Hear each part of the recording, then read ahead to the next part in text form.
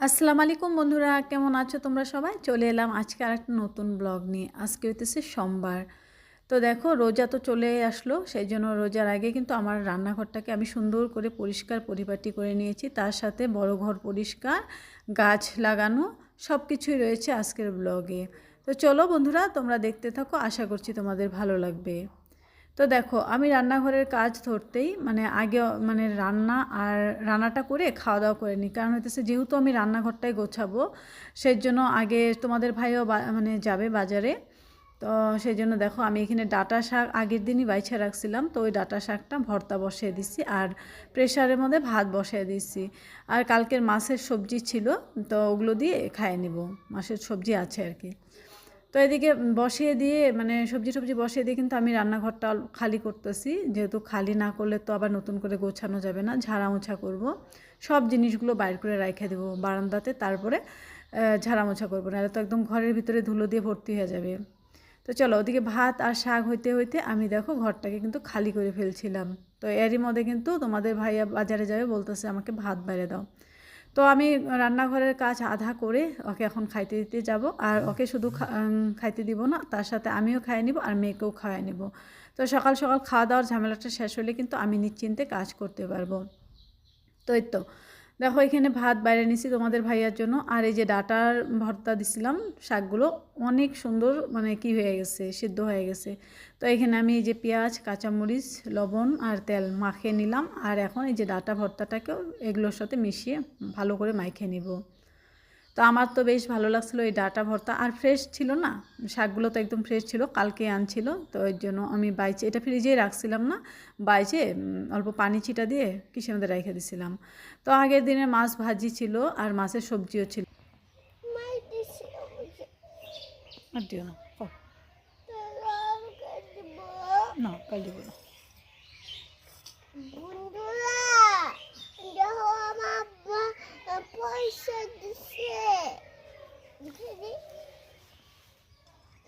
বিসমিল্লাহ বলো, বিসমিল্লাহ। হ্যাঁ হ্যাঁ দাও। মারিয়া পয়সা জমা করতেছে বন্ধুরা। তুমি সব পয়সা দিয়ে দিছ? ও, তোমার পয়সা কতগুলো হয়েছে? অল্প ঝনঝন করো তো, শুনি শব্দ শুনি। হ্যাঁ, তো রোজ দিন মারিয়ার আব্বা যখন বাইরে যায় তো ও পিচ ধরে, তো ওকে রাইখে গেছে, সেটার জন্যই আর কি কান্নাকাটি করছিল। আর হাতে দেখো পয়সা দিয়ে দিছিল, আর পয়সা দিলে তো এই যে খুঁটির মধ্যে ফালাই আমি, তো ওকে দিয়ে ফালাইলাম, সেই জন্য কিন্তু একটু কান্না কান্না ছিল। তোমরা কিন্তু দেখলে বলছে বকা দিচ্ছে আমাকে, গালি দিচ্ছে, এমন কি যেন একটা বললো আর কি। তো যাই হোক ওকে একটু আদর টাদর করে এই যে খাওয়ায় দাওয়ায় থুয়ে তো চলে আসলাম রান্নাঘরটা তো খালি করে নিছি।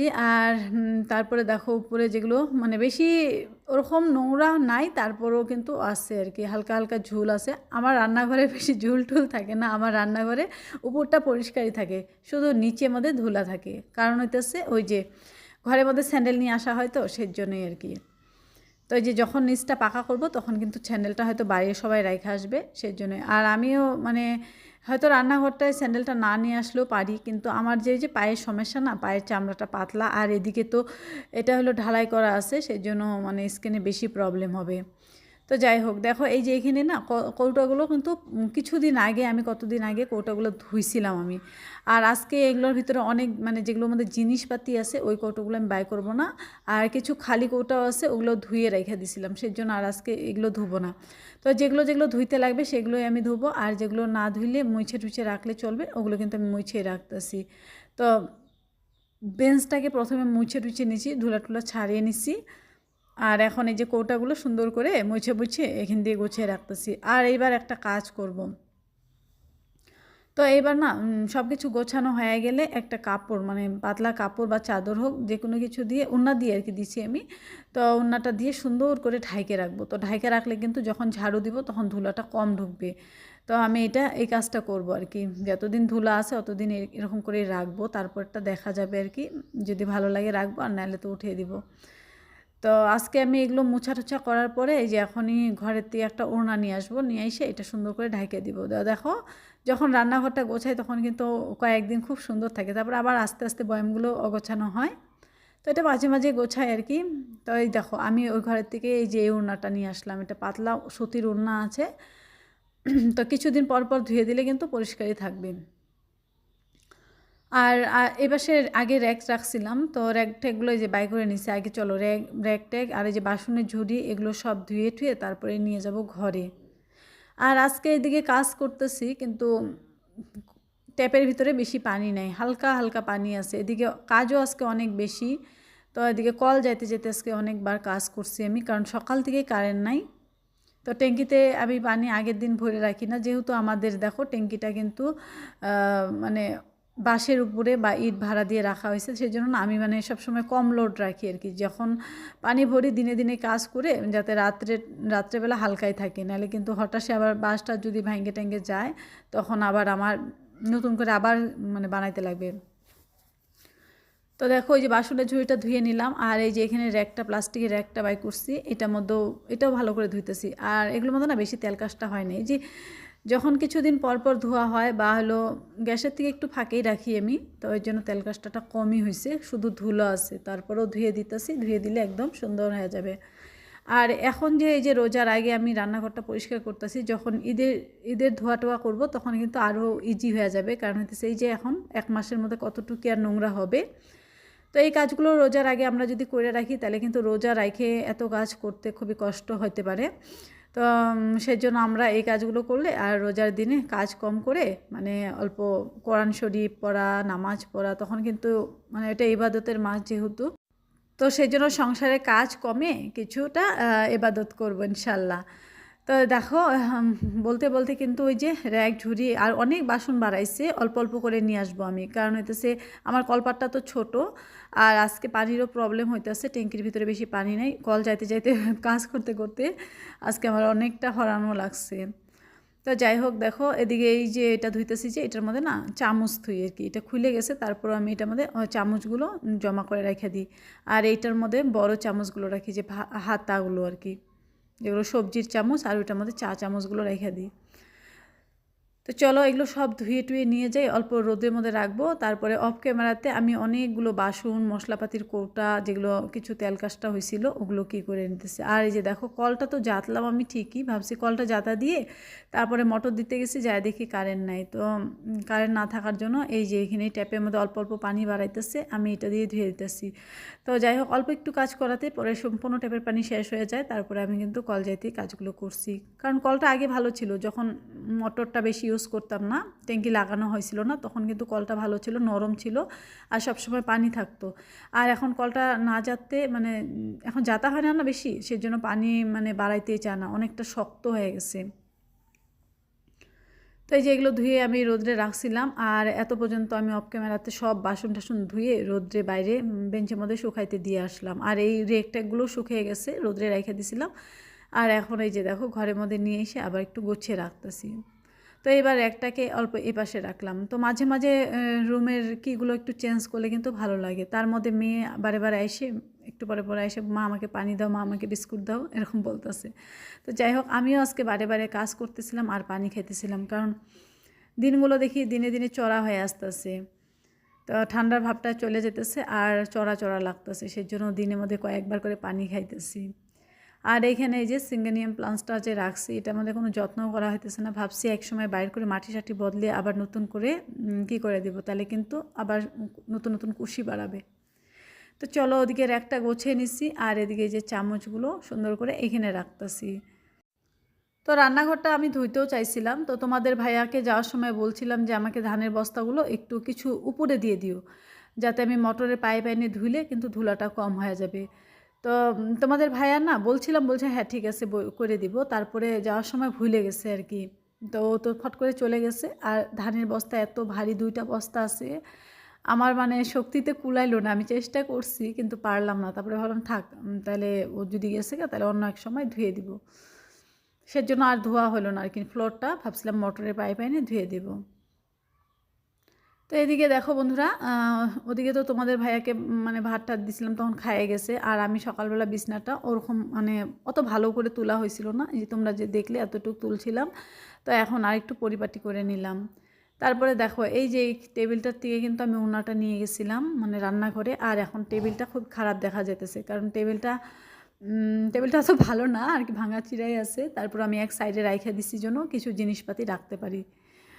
তো এই যে দেখো না, এখানে যে র্যাক ট্যাক উঠিয়ে রাখছি, চিরুনি চিরুনি কত কিছু আছে না, টুকিনাকি জিনিস থুইতে লাগে কিন্তু, মানে শোয়ার ঘরে একটা টেবিল রাখতেই লাগে। রাত্রেবেলা মেয়ে বিস্কুট টিস্কুট খায়, তখন এখানে টেবিলে আইনে রাইখে দিই।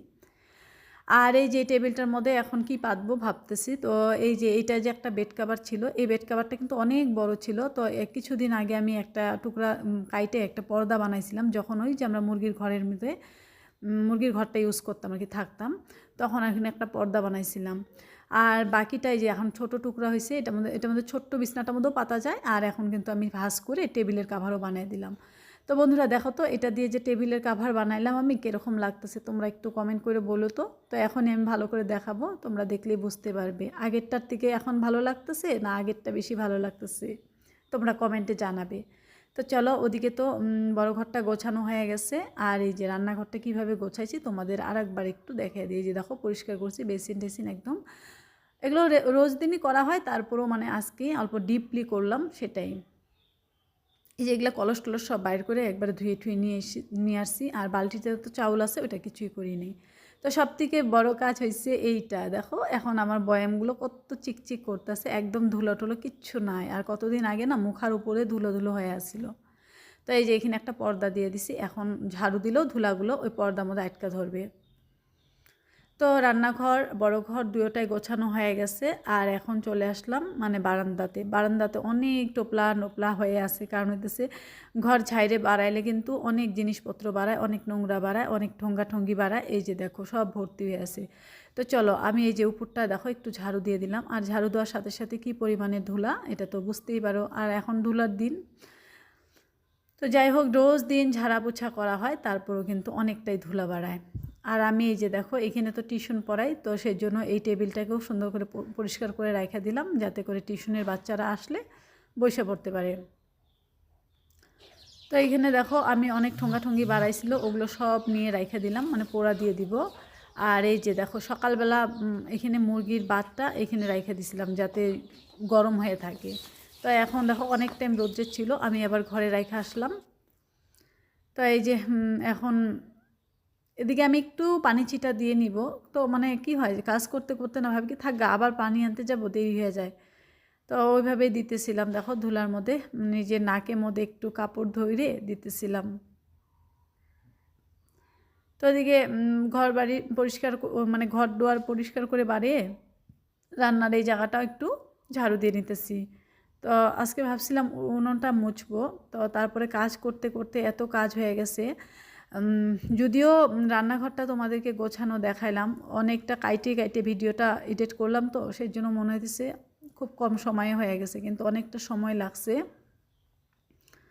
তারপরেও যে একটা কাজ করছি সেটা না, তারপরেও গাছের কাজ করছি, সেই জন্যই আমার একটু পরিশ্রম হয়েছিল। আর আজকে যে আমি ভয়েস ওভারটা দিতেছি মানে পরের দিন যেদিনকে ভিডিও পাবলিক করব, মানে মঙ্গলবারে তো ভিডিওটা পাবলিক করি, মঙ্গলবারে সকালবেলা আমি ভয়েস ওভার দিই বেশিরভাগ। তো আজকে কিন্তু আমার ভয়েস শুনে তোমরা কারা বুঝতে পারছো জানি না, কিন্তু আমার শরীরের মধ্যে আজকে এনার্জি নেই একটুকু, সকাল থেকে কোনো ভিডিও করি নাই এখনও। তো একদম ভালো লাগতেছে না, আমি বিছনাতেই রইছি, মানে শুধু ভাত টাত খাইয়া নিয়ে ভয়েস ওভার দিতেছি বন্ধুরা।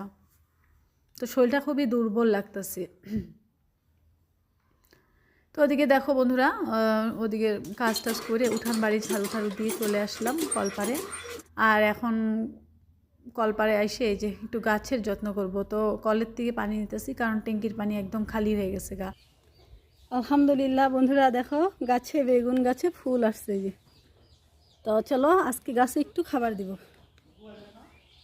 তো যে কোনো গাছ টাছ বুনলে এগুলো কিন্তু যত্ন না নিলে হয় না, কারণ হচ্ছে দেখো এখন গাছে ফুল আসছে, আর তার মধ্যে গাছটা হচ্ছে টবে, ছোট্ট একটা টবে, যদি এটার মধ্যে ঠিক মতন খাবার না দিই তাহলে কিন্তু ফুলগুলো ঝরে যাবে। তো সেই জন্য দেখো এখানে আমি এই যে কিছু ডিমের খোসা দিব, ছাই দিব, তারপর হচ্ছে গোবরের সার দিব। আর আমি এলো ডিমের খোসাগুলো যেহেতু এগুলো এই যে মুরগির বাচ্চা উঠানো ডিম আর গোবরের সার দেবো, সেই জন্য একটু তোমাদের যে ভাইয়া নিয়ে আসছে হরমোন পাউডারটা, তো ওইটা একটু দিয়ে দিলাম। আর তারপরে দেখো ডিমের খোসাগুলো এরকম করে ভাঙিয়ে নিলাম, আর তার উপরে দিয়ে দিলাম গোবরের সার, একটু ছাইও দিয়ে দিছি, গোবরের সার দিয়ে দিলাম। তো এখন কিন্তু কয়েকদিনের মধ্যে যখন পানি দিব তারপরে আমি না সার দেওয়ার সাথে সাথে পানি দিই না, তো 1 দিন 2 দিন পরে দিই আর কি, মাটির সাথে যাতে অল্প গ্যাসটা ঠিক হয় আর কি, মানে যেহেতু একটা গ্যাস হয় এগুলো, সেজন্য সঙ্গে সঙ্গে পানি দিই না। তারপরে দেখো ওইখানে যে আমি কাপড়টা দিয়ে ঢেকে দিছি, ওইখানে কাপড়টা দিয়ে ঢেকে দেওয়ার কারণ হচ্ছে মুরগিতে খোঁচায়, সেজন্য। তো এই যে দেখো 2 গাবলা আমার পুদিনা হয়েছে, 1 গাবলা তো পুরোপুরি ভর্তি হয়েছে, আর 1 গাবলাটাও ভর্তি হবে ইনশাল্লাহ। এখানে কিন্তু বেশি দিনে আমি মাটির মধ্যে আমার পুদিনা মানে ছোপ ছিল, তো এখানে ছোপের থেকে কয়েকটা ডাল আমি এই বালতির গাবলার মধ্যে লাগাই দিছিলাম, তো ওইখান থেকে গাবলাটা এখন ভরে গেছে। আর পুদিনাটা একটা এরকম গাছ না, একবার বুনলে বাড়িতে থাকেই, কিন্তু যদি একটু যত্ন, অল্প একটু সামান্য যত্ন করতে লাগে পুদিনাতে। আর দেখো কিছুদিন আগে অনেক আপুরাই আমাকে বলছিলে যে আমি কেন টমেটো গাছ লাগাই না, তো এই যে এইখানে না বালতির মধ্যে আমি কিন্তু টমেটোমের বিচি ফালাইতাম, ভালো করে হইতো না, আর এই যে লোকাল টমেটোমের বিচি ফালাইছি, আলহামদুলিল্লাহ এত সুন্দর করে গাছগুলো হয়েছে। তো এখন চারা গাছগুলোকে আমি বালতিতে বালতিতে লাগাই দিতেছি, আর কিছুটা মাটিতেও লাগাই দিব, বাগানের মাটিটা এখন অনেকটা ভালো হয়েছে। তো সেজন্য বালতিতে এতগুলো আটবে না, মাটিতেও দিব। তো 4-5টা টমাটোমের গাছ লাগাই দিলাম, তো দেখা যাক, এগুলো কিন্তু যত্ন করলে ইনশাল্লাহ এখনও ফল পাওয়া যাবে। আর এই যে লাউটা দেখছো বন্ধুরা, লাউটা এখানে পড়ে রয়েছে, কারণ হইতেছে লাউটা ভাবছি বিচি পাওয়া যায় নাকি, সেজন্য কিন্তু সারের জন্য কাটি নাই, আমি এভাবে রাইখা দিছি। তো লাউটা দেখি পচেও না, অন্য সময় লাউগুলো কি তাড়াতাড়ি পচে যায়। তো আমার হাতের মধ্যে দেখো কত সুন্দর টমাটোমের গাছগুলো, একদম পুরো হেলদি। এই যে মাটির মধ্যে লাগাই দিছি, আর লাগেও ধরছে, আমি পরের দিন ভয়েস দিতেছি, তো পরের দিন সকালবেলা যাই দেখি যে খুব সুন্দর হয়ে আছে। আর বাগানটার মধ্যে আগে তো গোবর সার মিশিয়ে দিছিলাম, তো এখন 2 দিন 3 দিন পানি দিছি, আমি ট্যাপের পানিটা ছাইড়ে দিয়ে রাখতাম, তো একদম মাটিগুলো নুসনুসা হয়ে আছে। দেখো এই মাটির মধ্যে লাগিয়ে দিছি, এই মাটির মধ্যে যদি ডাটা বুনি না, তো ডাটাও কিন্তু খুব সুন্দর কি হবে, বাড়বে।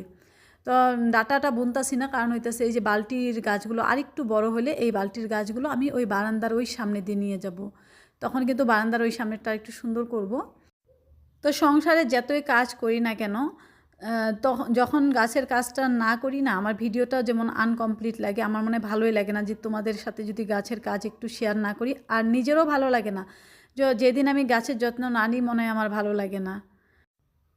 তো সমস্ত কাজকর্ম শেষ করে নামাজ পড়ে খাওয়া দাওয়া করে এই তো চলে আসলাম, টিউশনের বাচ্চারা আসছে, বাচ্চাদেরকে পড়াবো এখন। তো বন্ধুরা আজকের ব্লগটা তোমাদের কীরকম লাগলো তোমরা কিন্তু কমেন্ট করে জানাবে। বন্ধুরা যদি ভালো লাগে লাইক কমেন্ট, আর যারা নতুন আমার চ্যানেলটা সাবস্ক্রাইব করে আমার পাশে থেকো। ইনশাআল্লাহ নেক্সট আরেকটা সুন্দর ব্লগ নিয়ে আসার জন্য চেষ্টা করবো। আল্লাহর রহমতে তোমরা সবাই ভালো থেকো, আমাদের জন্য দোয়া করো।